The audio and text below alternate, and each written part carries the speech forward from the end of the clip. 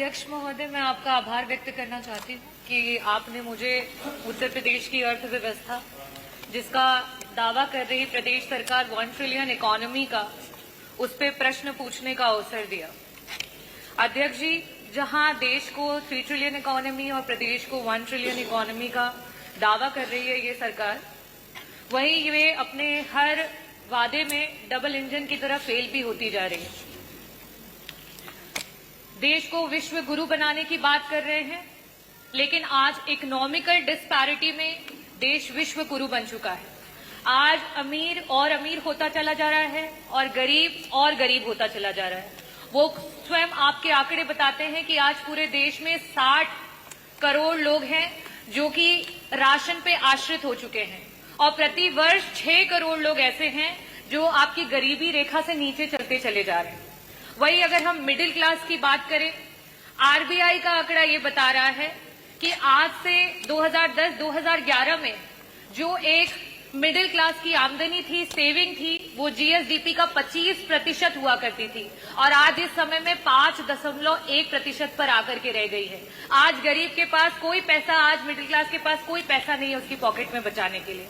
वही अगर मैं बात करूं महिलाओं की, तो नियमित वेतनभोगी जो हमारी महिलाएं 22% थी, आज कहीं ना कहीं वो 22% से गिर के 16% पे आ चुकी हैं। हम 1 ट्रिलियन इकोनॉमी की अर्थव्यवस्था की बात कर रहे हैं, लेकिन हमारी 6 करोड़ की आबादी प्रति वर्ष गरीबी रेखा के नीचे चलती चली जा रही है। हमारी महिलाओं की नौकरियां जाती चली जा रही है, हमारे मिडिल क्लास का पैसा जाता चला जा रहा है।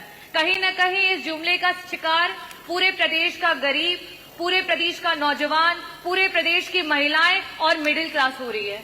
मेरा प्रश्न जो था वो अर्थव्यवस्था से लेकर के था कि 1 ट्रिलियन इकोनॉमी प्रदेश कब तक पहुंचा देगा, और साथ ही साथ मेरा प्रश्न था कि वो कौन कौन से विभाग हैं जो सबसे ज्यादा और सबसे कम कंट्रीब्यूट कर रहे हैं और उनको किस तरीके से उनके कंट्रीब्यूशन को बढ़ाया जाएगा।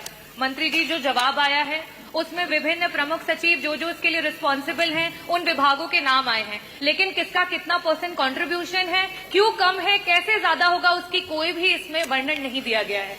मंत्री जी, जो डेटाज अवेलेबल हैं आपके और गवर्नमेंट के, उसके अनुसार एग्रीकल्चर डिपार्टमेंट, इंडस्ट्रियल डिपार्टमेंट और एम्प्लॉयमेंट, ये तीनों मिलकर के ही हमारी अर्थव्यवस्था को सुधार कर सकता है। और आज स्थिति ये है कि अगर हम पिछले वर्ष से अभी के ग्रोथ रेट की बात करें, अगर जिस ग्रोथ रेट से हम चल रहे हैं, आज से आगे वाले 20 से 25 सालों में भी हम 1 ट्रिलियन इकोनॉमी तक नहीं पहुंच सकते हैं। हमें 20% ग्रोथ रेट की आवश्यकता है और यहाँ हमारा ग्रोथ रेट 10% मीन अगर हम देखें तो सिर्फ वहां तक पहुंच पाया।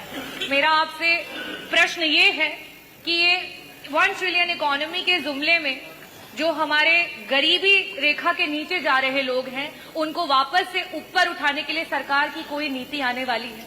जो हमारी मिडिल क्लास है, जिसकी 25% जीएसडीपी तक की सेविंग्स हुआ करती थी, आज 5% हो गई है, उस मिडिल क्लास की पॉकेट से वापस भरने के लिए क्या सरकार की कोई नीति आने वाली है?